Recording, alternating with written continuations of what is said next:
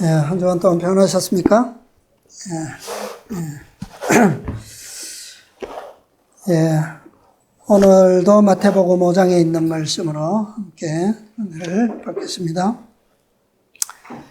예, 마태복음 5장 3절부터 있는 말씀 다시 함께 보겠습니다. 예, 이제 앞으로는 우리가 이 팔복에 대한 말씀을 다 같이 외울 수 있도록 해보겠습니다. 3절부터 다 같이요. 심령이 가난한 자는 복이 있나니 천국이 저희 것이며 애통하는 자는 복이 있나니 저희가 위로를 받을 것이며 온유한 자는 복이 있나니 저희가 땅을 기업으로 받을 것이며 의에 줄이고 목마른 자는 복이 있나니 저희가 배부를 것이며 7절까지요. 긍휼히 여기는 자는 복이 있나니 저희가 긍휼히 여김을 받을 것이며 아멘. 예. 오늘은 7절에 있는 복, 긍휼히 여기는 자는 복이 있나니 저희가 긍휼히 여김을 받을 것이며 이 복에 대해서 함께 생각하면서 은혜를 받겠습니다. 예. 지난 시간에 제가 말씀드릴 때 이 팔복에도 뭐가 있다고 그랬어요? 순서가 있다고 그랬죠? 순서. 예. 오늘도 그 부분을 또 기억하시면서 말씀을 좀 보겠습니다. 먼저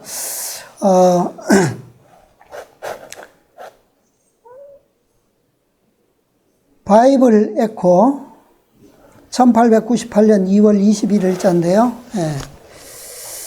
한 말씀 읽어보겠습니다. 모든 공과에서 그리스도께서는 그의 위대한 의의 표준의 기초가 되는 원칙을 청중의 마음에 감동시키려고 노력하셨다. 위대한 의의 표준의 기초가 되는 원칙. 그게 뭐죠? 그것이 율법이죠. 그죠? 하나님의 율법입니다. 감동시키려고 노력하셨다. 그들에게 하나님의 계명을 지키려면 하나님과 동료에 대한 사랑이 일상생활에 나타나야 한다고 가르치셨다. 예. 그리하여 그분은 진리의 씨앗을 뿌렸으며 성결과 품성의 아름다운 열매들을 풍성하게 수확할 것이다. 거룩한 영향력은 시간이 지속되는 한 광범위할 뿐만 아니라 그 결과는 영원히 지속될 것이다. 그것은 품성을 거룩하게 하고 그것이 존재하는 곳마다 정결케 하는 영향력을 가질 것이다. 예수님께서 이 산상설교에서도 하나님의 율법을 말씀하셨잖아요. 근데 그 율법을 계명을 말씀하실 때 그냥 막 그 원칙만 말씀하신 것이 아니라 어떻게 해요? 그 원칙을 마음에 감동시키시려고. 그래서 출애굽기 20장에 선포된 그 십계명은 너는 나 외에는 다른 신들을 내게 있게 말지니라 음성으로 음이 그 아주 놀라운 모습 가운데서 그죠? 근데 하나님께서는 그것을 어떤 광경으로요? 백성들에게 마음에 새겨지도록 그죠? 감명 깊이 새겨지도록 그런 그 높은 산에 아주 불길이 솟아오르고 연기가 차곡한 가운데서 아주 오미한 그런 광경 속에서 친음성으로 선포하셨어요. 그런데 이스라엘 백성들은 그것을 어떻게 받아들였습니까? 어떻게 해요? 하나님께서 목적하신 대로 그대로 좀 받아들여졌어요? 어떻게 받아들였어요, 그들은? 두려운 그런 모습으로, 그죠? 어떤 감명적이거나 감동적인 것과는 조금 거리가 있는 듯한, 그죠? 마냥 두렵기만 한 그런 모습으로 그들은 바라봤어요. 그래서 뭐라고 그랬습니까? 모세에게. 하나님께서 친히 말씀하시지 마시고 당신을 통해서 듣게 해주십시오. 우리가 다 듣겠습니다. 그랬어요. 뭐 때문입니까? 백성들이 왜 그것을, 자, 너무 또 멀리 가면 우리가 시간이 많이 걸리니까, 예수님께서는 산상설교 가운데서도 하나님의 율법을 그런 그 섭리로 백성들이 아주 이 감동적으로 하나님의 품성에 대한 계명을, 율법을 이해하기를 원하셨어요. 그렇게 노력하셨습니다. 그래서 그 율법이 뭐예요? 율법이 어떤 우리 인간들을 구속시키는 그런 얽매는 그런 법으로서가 아닌 무엇으로요? 인류에 대한 하나님의 사랑으로 그들의 마음에 새겨지도록 율법을 그렇게 좀 백성들이 이해하기를, 마음에 감명되기를 그렇게 바라셨다는 거예요. 여기 분명히 그랬죠. 하나님의 계명을 지키려면 하나님과 동료에 대한 사랑이 어디에? 일상생활에 나타나야 한다. 그렇게 되기 위해서는 하나님의 계명이 뭐요? 억압적인 것이 아니라 자유롭게 하고 또요, 생명력이 있고 또 그 계명을 지키고 순종하는 것이 우리의 생활을 구속시키는 것이 아니라 우리의 생활을 어떻게 해요? 더 활동적이고 더 행복과 생명이 넘치는 그러한 것으로 받아들여지기를 원하셨다는 거예요. 자, 지금까지 우리는 네 가지 축복에 대해서 살펴보았는데 이 네 가지는 여러분 잘 생각해 보세요.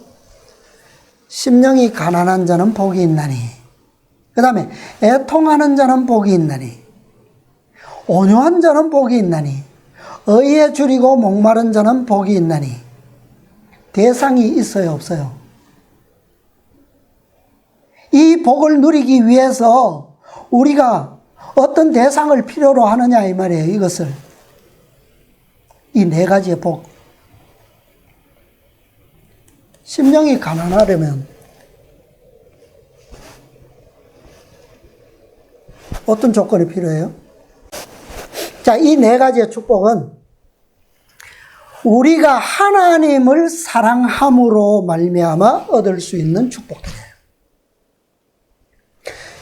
마태복음 22장에 보면 한 율법사가 와서 예수님께 어느 계명이 큰 계명입니까? 물었어요. 그죠? 그러니까 예수님께서 방금 읽은 말씀처럼 크고 첫째 되는 계명이 뭐라고요?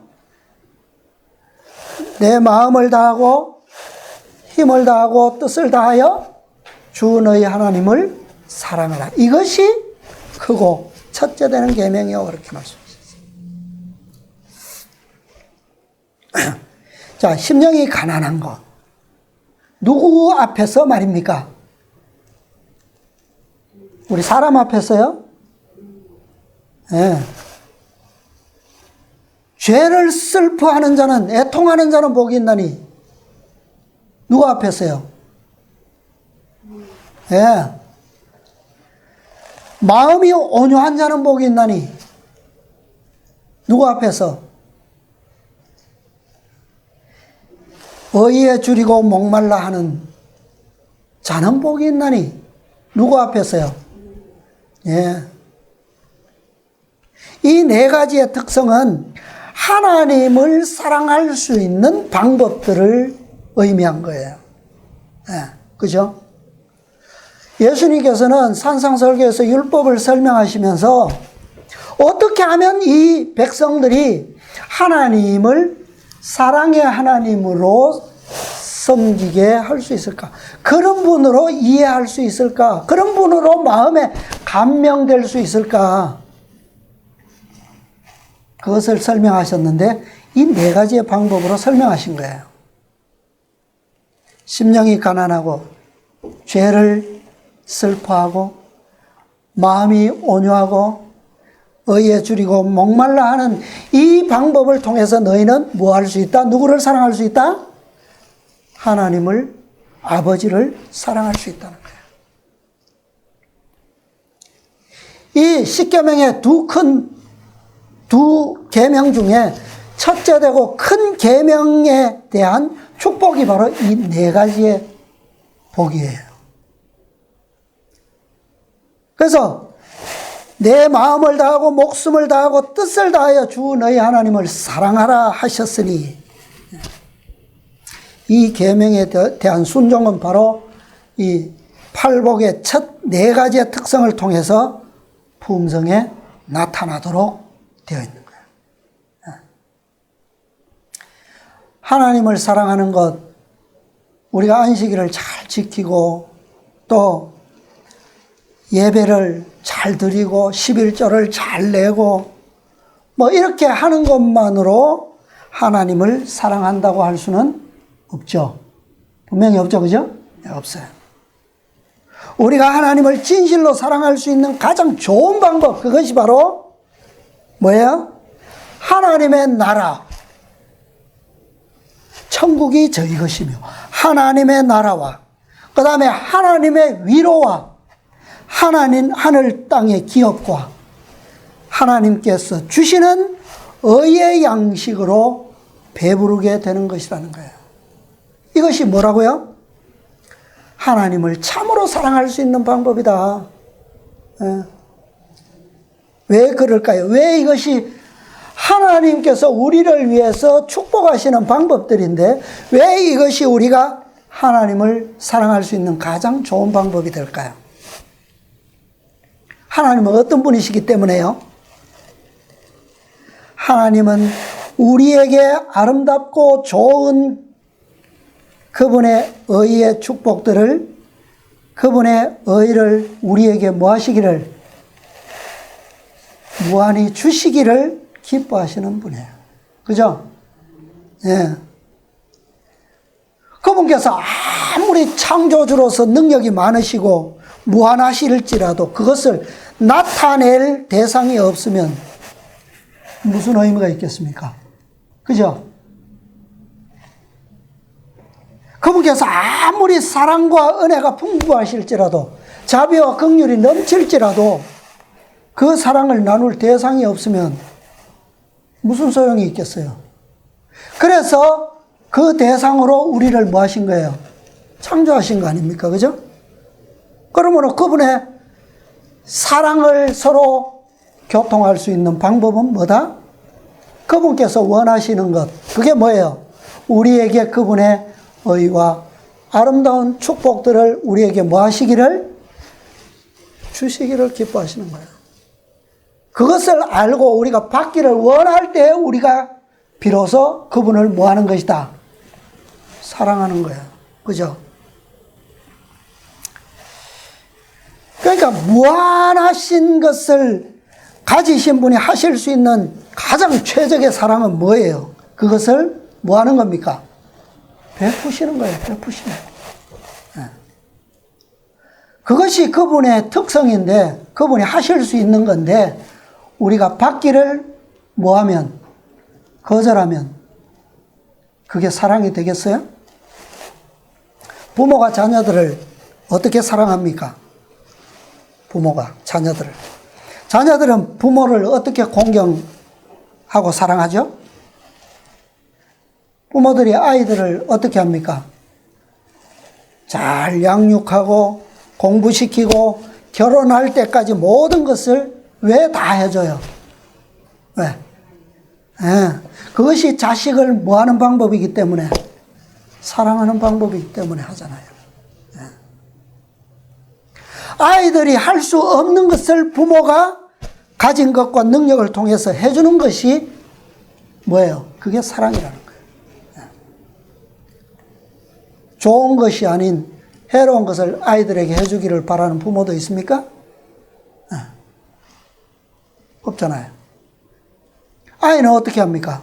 부모가 해주는 것에 대해서 믿고 감사히 받으면 그것으로 부모를 뭐 하는 거예요? 공경하는 거예요. 사랑하는 거예요. 그죠? 그러므로 하나님께서, 그분께서 우리에게 주시고자 하시는 모든 것을 받고자 하는 자는 곧 그분을 뭐 하는 것이다? 사랑하는 것이다. 이 축복을 받기 위해서 어떻게 하라고요? 마음과 목숨과 뜻을 다 하는 자들, 그들이 바로 하나님을, 그분을 사랑하는 자들이라는 겁니다. 이 축복들을 믿음으로 열심히 구하는 자들이 하나님을 사랑함으로 그분의 계명을 뭐 하는 거예요? 순종하는 거죠. 순종. 모두 하늘의 풍성한 복을 누리시게 되기를 바랍니다. 자, 오늘은 5번째 복이죠. 둘째는 그와 같으니 내 이웃을 내 몸과 같이 사랑하라 하셨으니 그랬어요. 자, 이제부터는 이웃을 사랑함으로 얻는 4가지의 축복을 살펴볼 겁니다. 이 4가지 나머지의 복은 바로 인간, 즉 이웃에 대한 계명을 순종함으로 얻을 수 있는 복이에요. 이것은 대상이 하나님이 아니라 누구요? 우리 이웃이에요. 형제. 인간에 대한 사랑입니다. 그런데 복은 어디로부터 와요? 복은 하늘로부터 와요. 아버지께로부터 와요. 얼마나 좋습니까? 그죠? 우리가 사랑하는 것과 하나님께, 우리가 형제를 사랑하는 것과 하나님께서 우리를 위해서 주시는 복과 비교가 됩니까? 안 되죠. 얼마나 좋아요. 이 나머지 4 축복의 대상은 바로 사람입니다. 사랑의 대상은 사람이고, 방법도 이웃을 통해서 하는 거지만, 이 순종에 대한 축복은 하나님께로부터 온다. 얼마나 큰 축복이에요. 우리가 이웃에게 베푸는 사랑이 완전할 수 있어요? 없어요? 완전할 수가 없죠. 그렇지만 그 사랑의 대가는 완전합니까? 불완전합니까? 어떻게 와요? 하나님께로부터 오니까. 그죠? 놀라운 거예요. 이 하나님께서 우리를 축복하실 수 있는 그 최적의 방법을 말씀하셨는데, 뭐라고 그러셨어요? 마태복음에 보면 예수님께서 둘째 계명에 대해서 뭐라고 그러셨어요? 내 이웃을 사랑하되 어떻게 사랑하라고요? 내 몸과 같이 사랑하라. 그렇게 말씀합니다. 이렇게 하면 우리는 하나님께로부터 분명히 어떻게 해요? 우리는 내 몸과 같이 해도 뭐하지만, 불완전하지만, 그렇게 하면 하나님께서 우리를 뭐 하시겠다고요? 온전한 것으로 축복하시겠다는 거예요. 그것을 우리는 선물로 받는 겁니다. 그리스도께서 우리에게 하라고 하신 모든 명령에는 무엇도 있다 그랬어요? 그것을 행할 능력도 포함되어 있다 그랬죠. 시대의 소망에 보면 369페이지에 예수의 명령은 일종의 약속이다, 허락이다 라고. 그죠? 약속 안에는 뭐가 있다고요? 모든 것이 다 들어있습니다. 능력도. 그죠? 자, 그 다음에 시대의 소망 또 다른 말씀 608페이지에 보면요, 그리스도께서는 당신의 아버지의 율법에는 단지 권위적인 명령 이상의 더 깊은 무엇이 포함되어 있다는 사실을 여러 번 반복해 나타내 보이셨다. 성경 말씀 중에 십계명만큼 명령이 집중적으로 되어 있는 말씀이 있어요? 그죠? 예, 십계명이 전적으로 다 명령이잖아요. 그죠? 근데 명령일수록 거기에는 뭐가 있다고요? 예, 권위적인 명령일수록 거기에는 뭐도 있다? 권위자가 주시는 능력도 있다는 거예요. 예. 율법 가운데는 복음에 나타난 바와 같은 원칙이 구현되어 있다. 율법은 사람의 의무를 지적하며 사람의 죄를 보여준다. 사람은 그리스도에게서 용서와 율법이 명하는 바를 행할 수 있는 능력을 구해야 한다. 분명히 있어요. 있는데 뭐 하는 자에게? 구하는 자에게. 예. 구하는 게 어렵습니까? 예. 어떤 자가 구합니까? 어떤 자가? 부모에게 어떤 아이가 울고 달라고 합니까? 예, 배고프고 나는 가진 것이 없고 나는 할 수도 없을 때, 그죠? 그런 아이들이 부모에게 매달리죠. 예. 내가 있다고 생각하면, 내가 할 수 있다고 생각하면 구하지 않죠. 그게 오늘날 교회에 대한 경고죠. 나는 부자라 부유하여 부족한 것이 없다고 공언하는 자들은 구할 수가 없어요. 그죠? 문은 끊임없이 두들겨지고 있는데 열지 않는 사람은 어떤 사람이라고요? 가졌다고 생각하는 사람. 난 필요한 것이 없다라고 생각하는 사람들은 열지 않는다는 거죠. 그러나 가난하고 목마른 자는 어떻게 합니까? 열어요. 교회정언 1권 361페이지 심령 속에 기록된 하나님의 말씀과 명령은 영이요 생명이므로 그랬어요. 그들 속에는 굴복하게 하고 순종하게 하는 능력이 있다.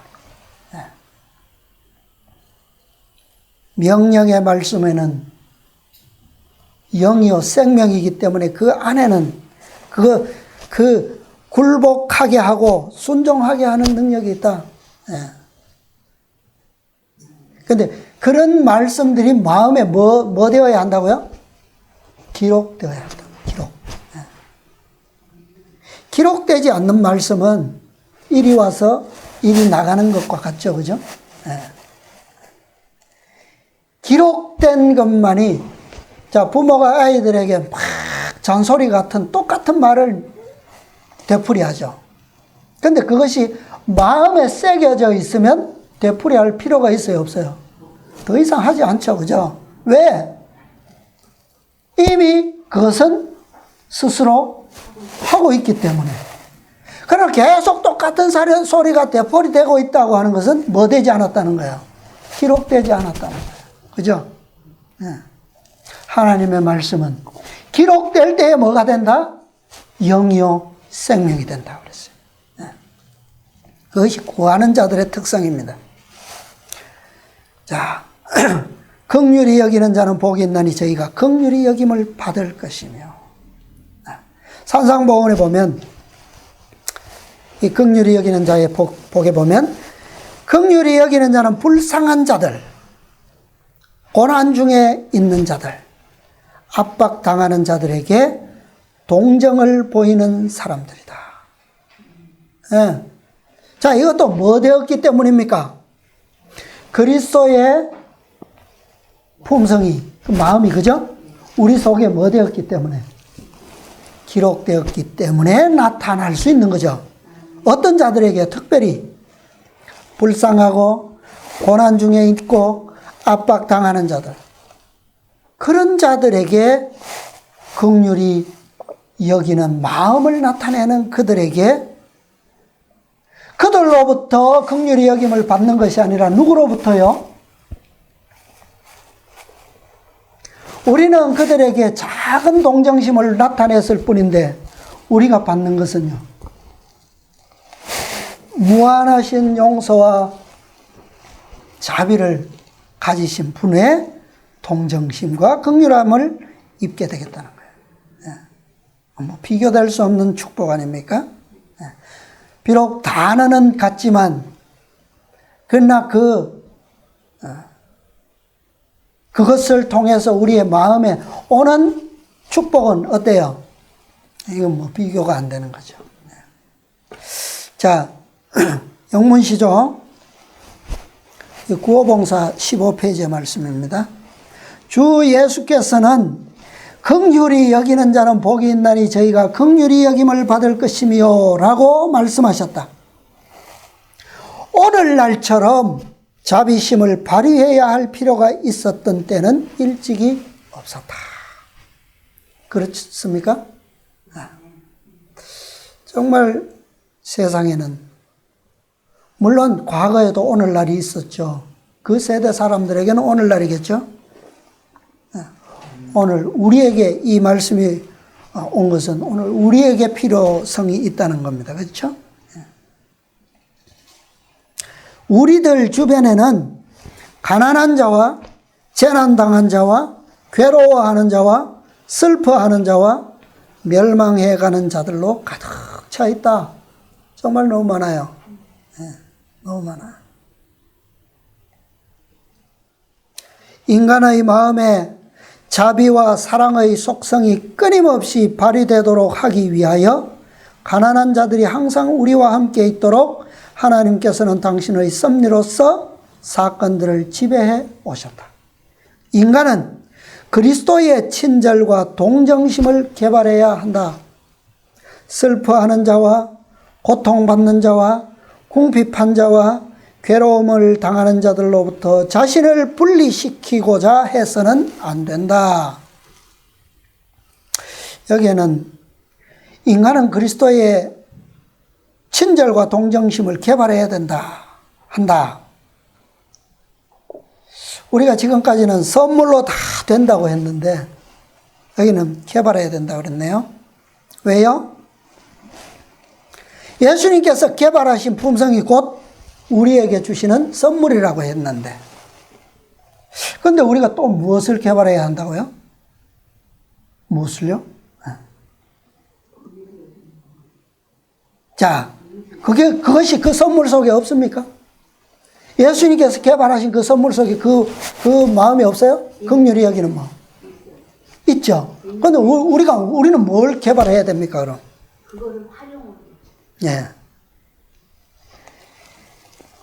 자, 우리가 개발해야 되는 것은 오늘날 왜 이토록 자비심을 발휘해야 할 필요가 있었던 때가 없었다라고 말씀하고 있습니까? 그것은 선물에 대한 믿음을 가지라는 것을 개발이라고 말씀하고 있는 거예요. 네. 이미 다, 그죠? 예수님께서 이루시고 그것만이 의에 대한 뭐예요? 표준이고 완전이에요. 완전한 의가 필요한 것이지 우리가 개발한 의가 필요한 게 아니죠. 그건 불완전하잖아요. 그죠? 죄인이 만들어낸 게 선하고 의로워야 얼마나 의롭겠습니까? 네.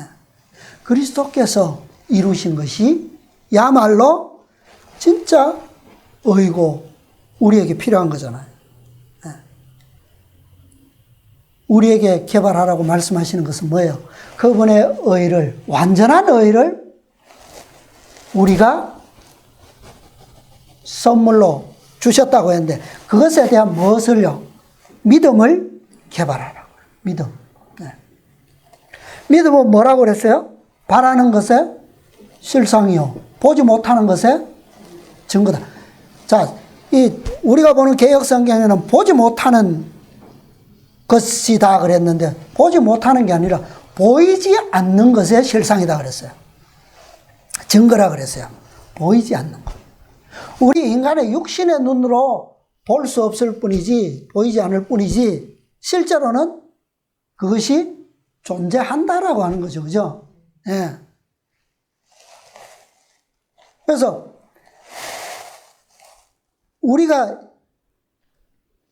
이것을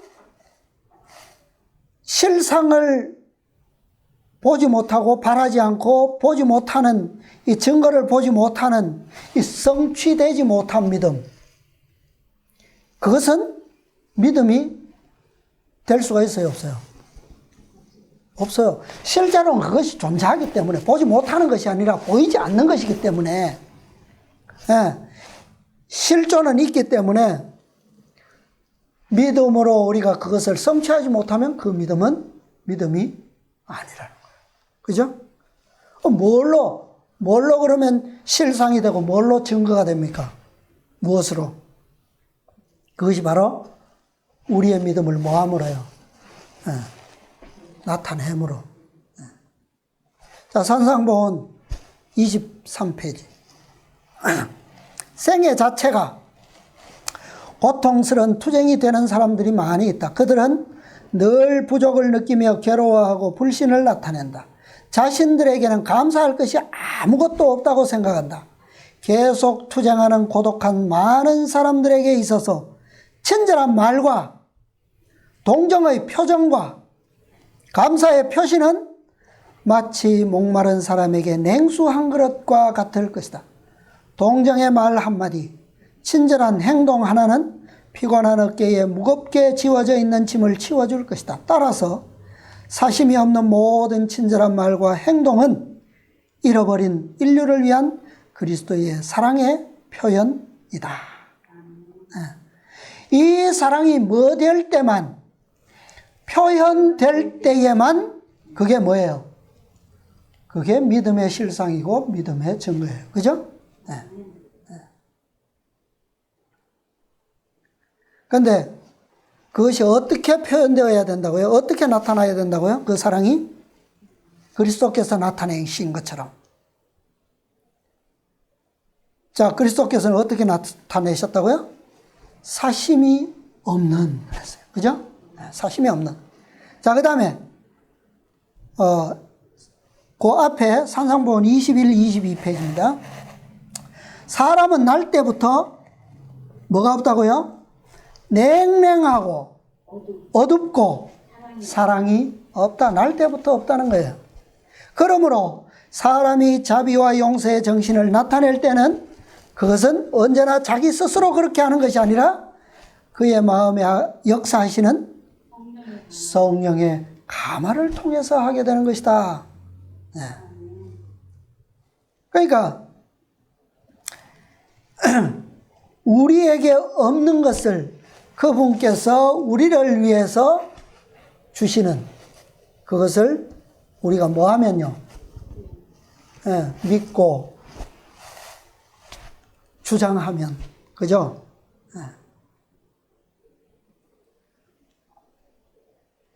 그 다음에 실물교훈 38페이지입니다. 하나님의 모든 명령과 그분의 말씀 속에 있는 모든 약속에는 능력 곧 하나님의 생명이 그 속에 있으므로 그것으로 말미암아 모든 명령은 실현되고 모든 약속은 성취되는 것이다. 하나님의 말씀을 믿음으로 받아들이는 자는 실제로 하나님의 생명과 품성을 뭐 하는 것이다? 받는 것이다. 예. 하나님의 모든 명령에는 능력이 있습니다. 그것을 이루는 뭐가 있다고요? 생명이 있다고요. 그런데 세상에는 이상한 편견과 잘못된 상식이 있습니다. 그것은 어떤 사람은 자신이 늘 스스로 가난하고 불쌍하다고 생각하는 거예요. 스스로 그렇게 생각한다는 거죠. 자기는 늘 누군가의 도움을 받아야만 되고 또 누군가의 동정심을 늘 받는 것을 당연하게 생각하는 거. 그런 사람들이 있죠. 그런 사람들의 한쪽 생각은 뭐냐면 내가 다른 사람을 누군가를 돕고 베푼다는 것은 불가능한 것처럼 또 생각해요. 그죠? 이거 누가 만들어낸 생각입니까? 사단이 만들어낸 사고방식입니다. 그런데 세상에는 생각 외로 이런 사고방식이 많죠. 편견들이 있어요. 그런데 하나님께서는 세상에 어떤 사람에게도 가난하거나 불쌍하거나 동정심을 받아야만 하는 그런 존재로 정하지 않으셨다는 거예요. 그렇게 정해진 사람은 없다는 겁니다. 그죠? 아무리 가난한 사람도, 어떤 공경에 처한 사람도 누군가를 도울 수 있는 여지를 하나님께서는 남겨두셨어요. 왜요? 왜 하나님께서는 그렇게 두셨을까요? 어떤 처지에 있는 불쌍한 사람도 다른 사람을 동정할 수 있는 마음을 주셨어요. 예를 들면, 자, 우리 지난 교과에서 배웠죠? 사르밧 과부. 형편이 어때요? 오늘 먹고 내일은 아들과 함께 굶다가 뭐 할 판이에요? 죽을 운명에 처했잖아요. 근데 그런 사람에게도 뭐 할 수 있도록, 다른 사람을 도울 수 있는 마음과 믿음을 가질 수 있도록 하나님께서 어떻게 하셨어요? 이것이 아까 누군가가 자비와 용서의 정신을 나타낼 때는 누가 역사한 결과라고요? 성령의 가마를 통해서 이루어진 거다. 누구에게도 이러한 상황과 여건과 축복의 대상에서 제외된 사람은 아무도 없다는 거예요. 그죠? 그것이 곧 뭐예요? 자신이 뭐 할 수 있는 길입니까? 나는 오늘 먹고 내일부터 굶다가 죽을 수밖에 없어.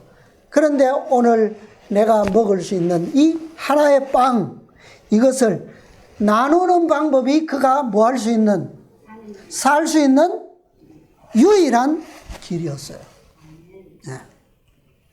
이것이 뭐예요? 예수님께서 내 이웃을 뭐처럼? 내 몸과 같이 사랑하라는 거예요.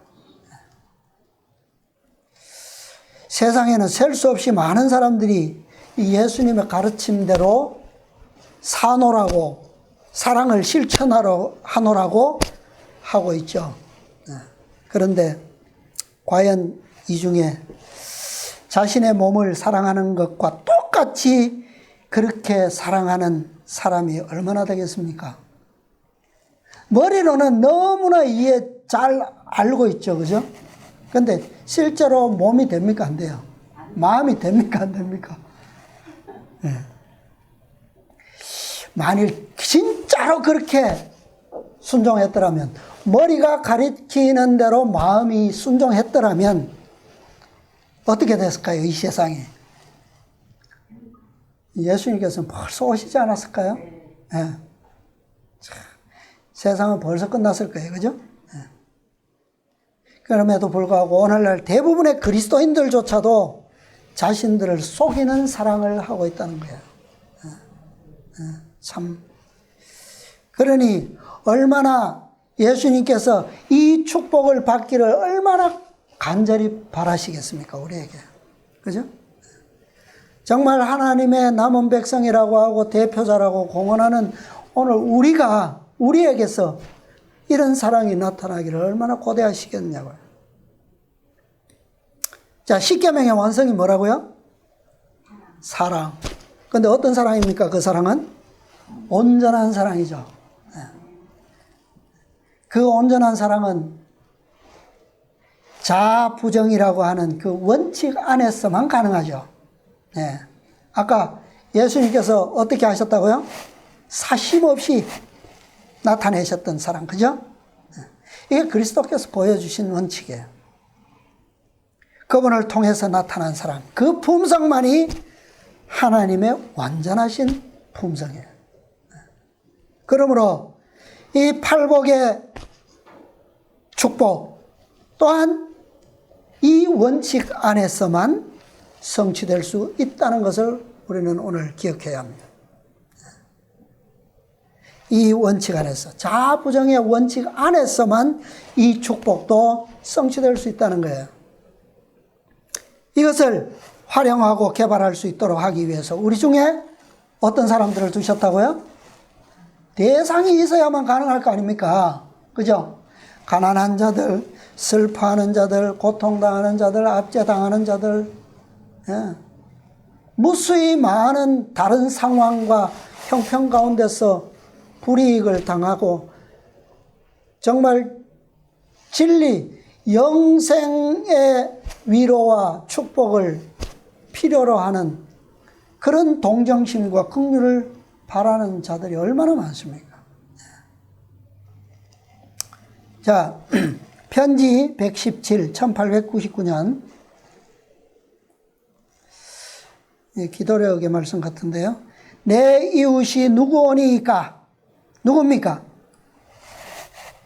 내 이웃은 도움을 가장 필요로 하는 바로 그 사람이다. 영원히 병든 그대의 형제는 그대가 그를 필요로 했듯이 그대를 필요로 한다. 왜?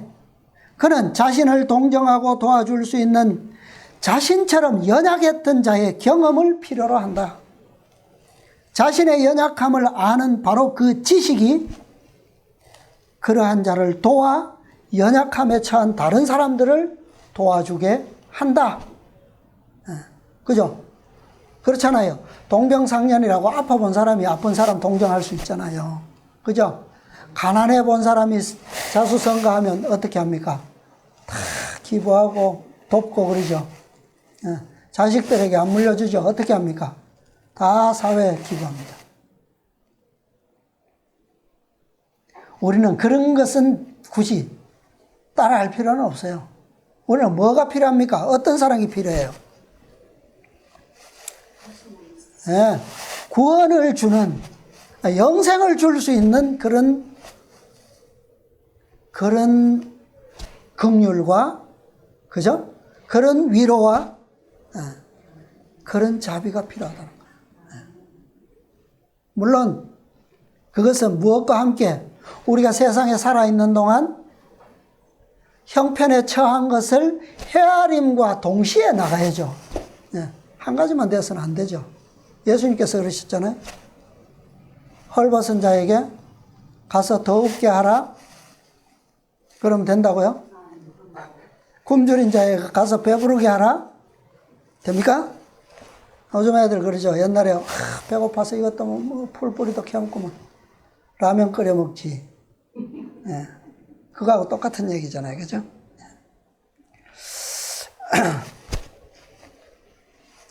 가장 작은 만짐에도 재빨리 진동해야 하는 동정심의 줄이 강철처럼 냉담하게 얼어붙어 도움이 필요한 곳에 도움을 베풀지 못하는 일이 없게 하라.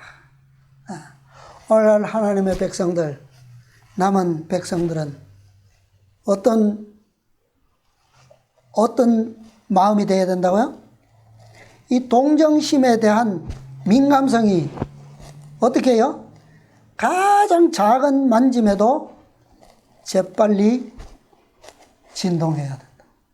마음이, 동정심과 긍휼의 마음이 움직일 수 있는 아주 민첩한 그런 마음을 가지라는 거예요. 그게 누구의 마음입니까? 예수님께서는 오늘 여기 계실지라도 내일 저 멀리 있는, 그죠? 이스라엘 땅을 벗어난 자들의 동정심도 헤아리셨어요. 밤새도록 그분께서는 기도하시고 그들을 위해서 구하셨어요. 그럴 때에 그분의 발을 누가요? 성령께서 그들에게로 예수님을 인도하신 겁니다. 오늘 그렇게 돼야 되는 거예요. 자, 그 다음에 편지 또 13, 1879년 그대와 교제하는 자들을 도와주고 힘을 북돋우며 축복하고자 노력하라. 주께서는 자비한 자들에게 자비하실 것이다. 우리가 늘 반복하지만 자비, 동정, 긍휼 단어는 같지만 우리가 주는 것과 우리가 받는 것은 달라요. 그죠? 주께서는 다른 사람들에게 부드러움과 연민과 동정을 나타내는 자들을 부드러움과 동정으로 대할 것이다. 우리는 우리 자신을 어떻게 평가할 것인지, 곧 사람들의 영광을 받기 위하여 스스로 어떻게 행동할 것인지를 배우기 위해서가 아니라 그리스도의 온유함을 어떻게 간직할 것인지를 배우기 위해 그리스도의 학교에 들어와 있다는 사실을 깨달아야 한다. 제가 아까 세상에 그 기부하는 정신, 동정심, 그 동병상련을 그대로 할 필요가 없다는 것이 이런 측면이죠. 세상 사람들의 자선은 뭡니까? 자신들을 어떻게 하기 위해서요? 자신들이 명예를 위해서, 그죠? 자신의 영광을 위해서 그렇게 하는 사람들이 많아요. 혹 그렇지 않은 사람도 있죠. 그러나 그리스도인들이 하는 것은, 오른손이 하는 것을 굳이 왼손이 모르게 하면서까지도 해야 할 이유가 뭐예요? 뭐 때문에요? 이것을 통해서 무엇을 배운다고요? 그리스도의 온유함을, 겸손함을, 그죠? 자부정의 법칙을 통해서 배우는 사랑이 뭐예요? 그게 진짜 사랑이기 때문에. 그 학교에 있다라고 하는 사실을 결코 잊지 말아야 합니다. 자아와 이기심은 주인이 되려고 항상 우리와 싸울 것이다. 그 싸움은 자아가 승리하지 못하도록 우리가 자신과 더불어 싸워야 할 싸움이다. 그리스도를 통하여 그대는 이길 수 있으며 넉넉히 이길 수 있다. 자, 그 다음에 이것은 영문시조 1902년 5월 21일입니다. 하나님을 대적하여 죄를 범한 자들아, 이거 제가 안실학교 시간에 읽었는데 생략하고요. 영문시조 1902년 5월 21일자입니다. 자비란 인간이 하나님과 더불어 나눌 수 있는 속성이다. 이 속성은 하나님의 속성입니다. 이것은 인간이, 우리 사람 간에 베풀어지는 짧고 얄팍한 그런 자비의 정신이 아니라, 그죠? 예수님께서 어떤 사랑을, 어떤 자비를 보여주셨습니까? 가까이 있는 형제들, 제자들에게도 끝까지 어떻게 하셨어요? 3년 동안 열심히 따라다니고 큰 소리 떵떵 치던 베드로가 배신해도 어떻게 하셨어요? 측은한 참으로 사랑과 동정의 눈초리로 바라봐 주셨어요. 그죠?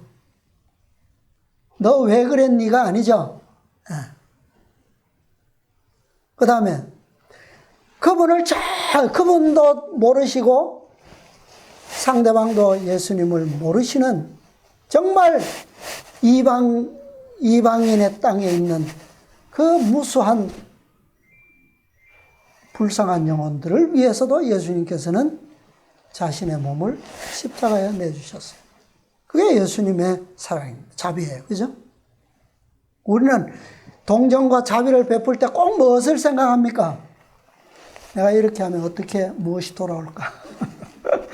그죠? 내 이름이 어떻게 알려질까?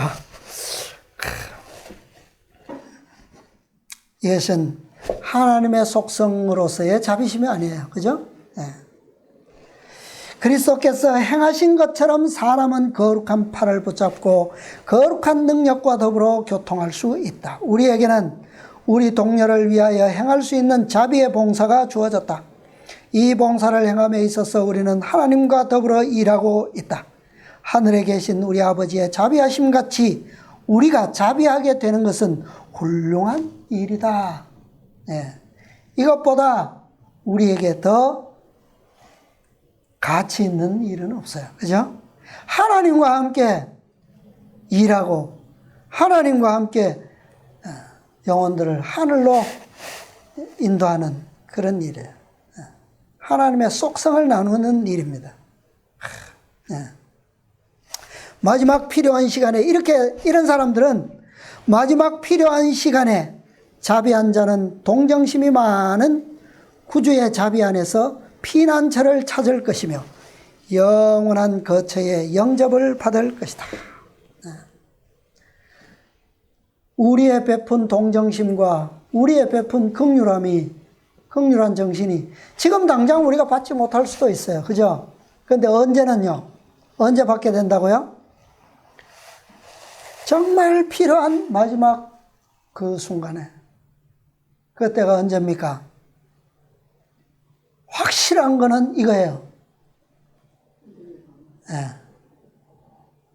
위기의 때에, 그죠? 예. 환난의 때에 우리는 분명히 이 말씀, 이 약속 때문에 우리는 무엇을 받게 될까요? 예. 자비한 동정심과 하늘의 무한한 긍휼하심을 우리가 입을 겁니다. 예.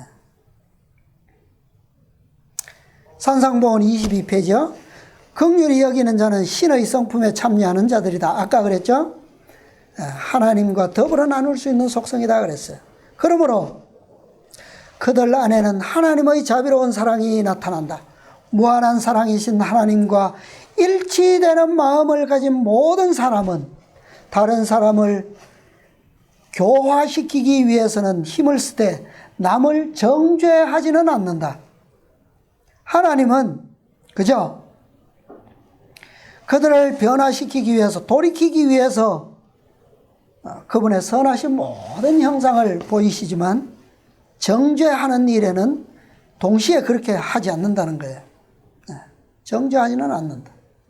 영혼 속에 거하시는 그리스도는 결코 마르지 않는 셈이다.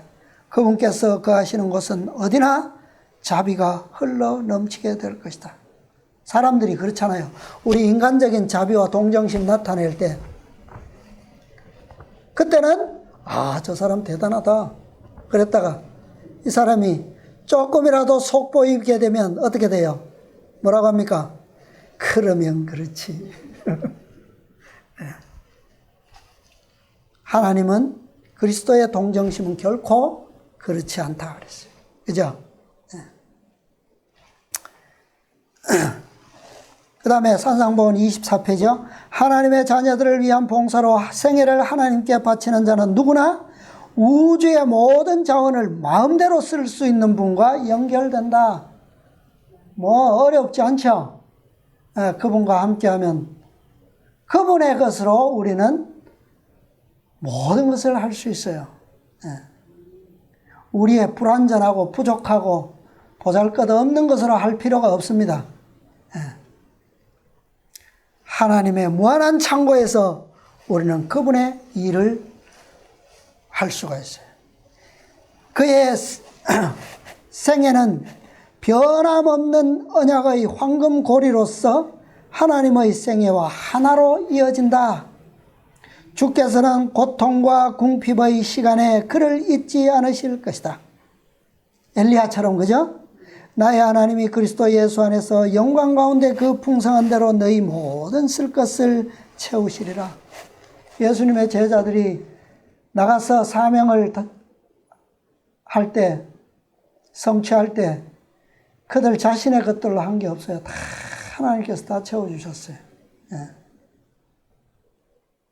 긍휼히 여기는 자는 가장 어려운 시간에 긍휼히 여기시는 구주의 자비 안에서 피난처를 찾게 되고 영원한 거처로 영접받게 될 것이다.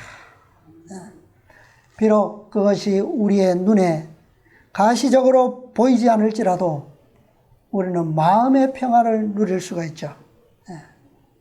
우리는 정말 가치로서 헤아릴 수 없는 놀라운 하늘의 온 우주의 관심을 우리는 받게 될 것입니다. 자, 마지막으로 한 말씀 보겠습니다. 이 특성, 하나님과 함께 나누는 특성, 신의 성품에 속한 특성, 이것은 바로 오늘날 남은 백성 14만 4천인들과 불가분의 관계에 있는 속성입니다. 자, 원고 161페이지, 1887년 땅이 취한 자같이 비틀비틀하며 침망같이 흔들릴 때가 올 것이다. 그러나 하나님의 일꾼들의 사상과 목적과 행동은 지금은 안 보일지라도 마지막 보응의 큰 날에 나타날 것이다. 지금은 잊혀진 일들이 그때에는 증거가 확인되어 증인들로서 나타날 것이다. 사랑과 호의와 극기 이런 것들은 결코 잊혀진 바 되지 않는다. 지금 우리가 평화스러울 때 베푼 그 사랑과 자비, 동정심, 긍휼의 정신 이런 것들 지금은 당장 나타나지 않을 수 있다는 거예요. 그러나 언제요? 시련의 날에. 그때는 잊혀졌던 것들이 다시 다 어떻게 해요? 증거로서 나타난다는 거예요. 하나님의 택함을 받은 자들은 죽을 몸이 불멸의 몸으로 변화되며, 자, 죽을 몸이 불멸의 몸으로 변화되는 자들이 누굽니까? 그들 말고 누가 있어요? 14만 4천인들 말고 여기 말씀의 표현대로 그대로 될 사람이 있습니까? 죽을 몸이 불멸의 몸으로 변화되는 것. 부활하는 게 아니라 변화되는 사람들. 그들은 14만 4천인밖에 없어요. 그죠? 네. 그들의 선한 말과 행동은 영원한 세대를 통하여 보존될 것이다. 이게 신의 성품에 참여하는 거예요. 그죠? 영원한 시대를 통해서 나누는 특성입니다. 무화적인 행동은 아무리 적거나 아무리 단순한 것일지라도 언제나 잊혀지지 않는다. 그리스도의 입혀주시는 의의 공로를 통하여 이와 같은 말이나 행동의 향기는 영구히 보존된다. 이것은 우리의 스스로의 노력이나 스스로 개발하는 어떤 속성이 아니에요. 이것은 그리스도로 말미암아, 그죠? 완전하게 개발되어진 그 분의 선물을 통해서만 이루어지는 것입니다. 그래서 오늘날 마지막 약속의 말씀을 통하여 14만 4천인들에게, 오늘날 남은 백성들에게 특별히 그분의 온전한 사랑, 그것이 입혀질 것을 약속하시는 분명한 말씀입니다. 우리 모두 주님의 말씀, 약속, 이 말씀을 마음속 깊이 기록하시고 믿음으로 이 축복들이 우리 모두에게 풍성하게 이루어지게 되기를 간절히 바라면서 오늘 말씀을 마치겠습니다.